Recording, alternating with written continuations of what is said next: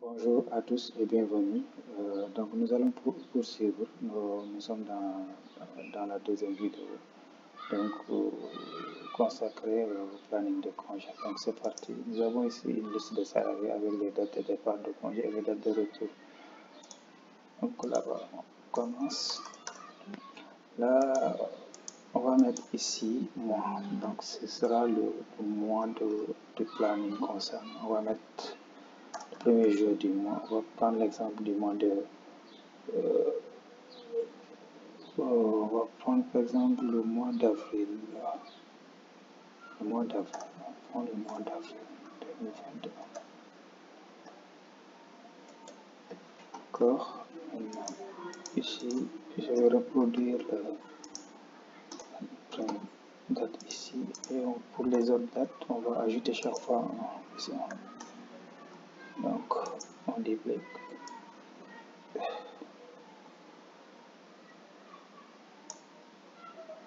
Voilà, nous avons nos 31 jours. Maintenant, pour gagner de l'espace, on va l'aligner à la verticale. Donc, pour cela, vous avez deux options. Vous pouvez faire clic droit, aller dans format de cellule et là, vous orienter à 90 degrés. Donc, deuxième choix, vous venez ici dans l'onglet accueil. Dans le groupe alignement, il y a un petit flèche en bas à droite. Cliquez là-bas. Donc, ici, alignement, on va mettre à 90 degrés. C'est bon. Pour diminuer la largeur des colonnes, on va sélectionner toutes les colonnes. On met le curseur ici entre deux colonnes et on double-clique. Voilà, c'est bon. C'est à la bonne taille. Maintenant, ici, on va mettre le jour. Donc, pour le jour, on va utiliser la fonction jour. Entrée.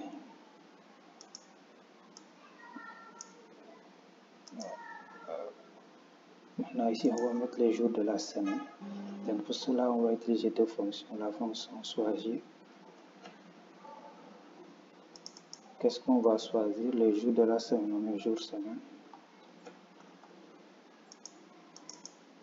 Chaque date, on va prendre cette date.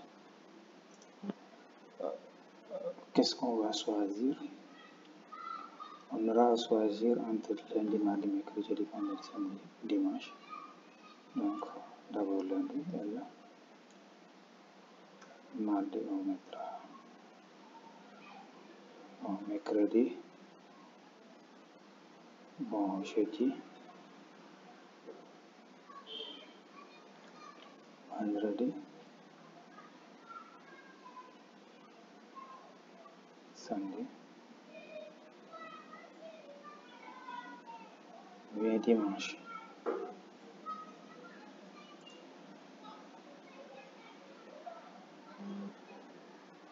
On maintient la touche contrôle. On appuie sur la touche entrée. Maintenant, ce qu'on va faire pour les dates, maintenant, chaque fois qu'une personne s'absente, pour la date à laquelle elle s'absente, on va mettre 1.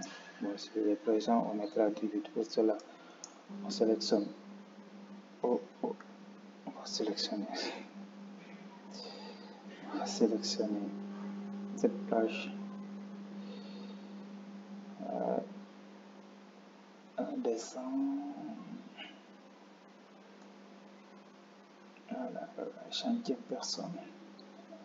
On va monter un peu. Donc, on va utiliser la fonction si et la fonction et. Donc, fonction si, la condition. Puisqu'on a deux conditions, on va utiliser la fonction et. Donc, première condition, il faut que la date là soit supérieure, doit être supérieure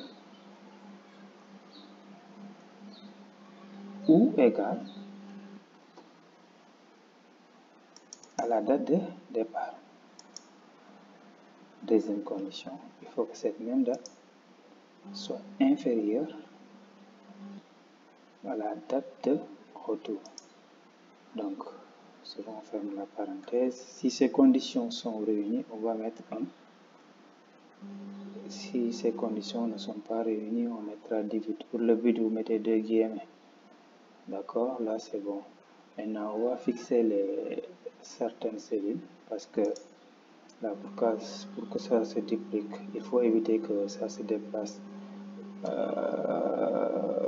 horizontalement. Donc, il faut fixer la ligne 5. Pour fixer la ligne 5, on va utiliser $10. On mettra ici $10. Là, c'est ici qu'il faut fixer. On va fixer la colonne, donc c'est C. Parce que là, ça peut bouger de haut en bas, mais ça ne peut pas bouger comme ça. Voilà, de gauche à droite. On va fixer. Ici, il faut fixer D. Parce que ça peut pas.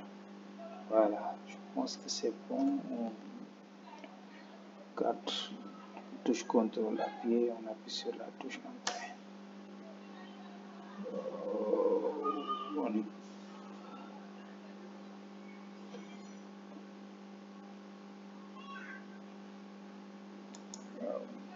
On vérifie si c'est ok. Bon, apparemment c'est pas bon. J'ai trompé. Ah oui, j'ai oublié de maintenir la touche. Donc là, j'ai oublié de fixer ici, je crois. Il faut que je fixe aussi ici 5. Mettre $10. Voilà, je pense que c'est bon. Là, et on duplique ici. Voilà, je pense que c'est bon. Si nous prenons l'exemple d'Aminata, donc il sera Aminata Niang sera absente. Voilà, premier avis sera absent. Voilà, dernier jour d'absence, c'est le 27. Donc voilà, elle revient. Le 28, oui, on a dit date de retour ici, c'est 28, c'est bon. Aliou Meng va s'absenter du 16 mars. Date de retour, le 16 avril. Voilà, c'est bon. Maintenant, pour le total, on va avoir les jours, le nombre d'absence.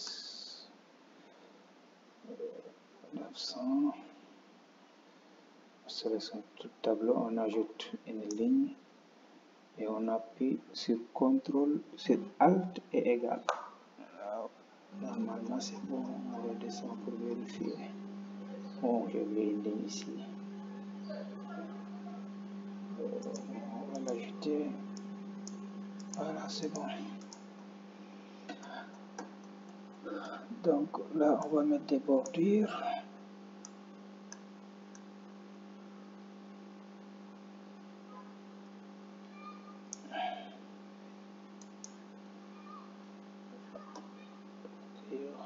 On va choisir ça. Pour la couleur, on va mettre gris. On mettra gris. Contour et intérieur. Voilà, c'est bon. Bon, on va voir une dernière fonction. On va mettre, par exemple, pour le début de semaine, on va mettre le numéro de la semaine. Donc pour cela, on va utiliser deux fonctions. C'est la fonction choisir. Dis-moi, c'est la fonction si. On va utiliser fonction si et fonction numéro de semaine. Donc pour cela, on va se placer ici. On va dire que si égale si. Si la pointe, parce que ce sera le lundi, donc on va dire que si le jour de la semaine est égal à L, donc lundi,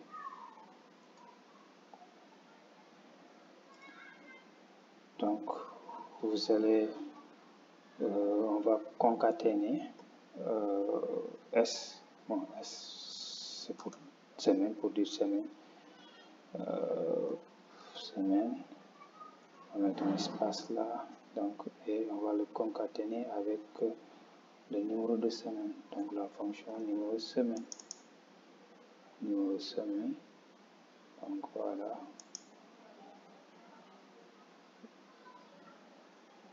crois que c'est bon. Entrer. Attention, il y a quelque chose qui ne va pas. Donc si égale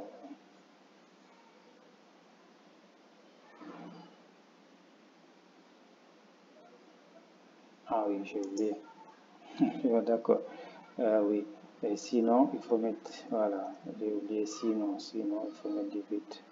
Je pense que là, c'est bon. Ferme. Là, j'enlève ça.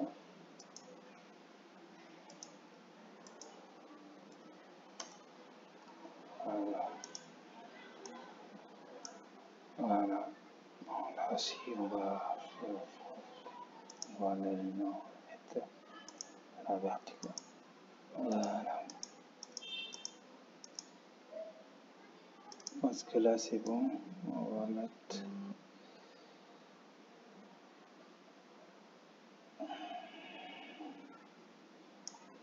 On va changer de bordure. Les marquer contre l'intérieur. Voilà, c'est bon, je crois. Voilà, c'est bon. On a fini pour cette vidéo. Donc, dans la prochaine vidéo, nous allons voir la mise en forme conditionnelle. Donc, comment avoir les couleurs là au niveau du programme. Voilà. Voilà, on va faire un peu de mise en forme conditionnelle. Donc, merci et à la prochaine.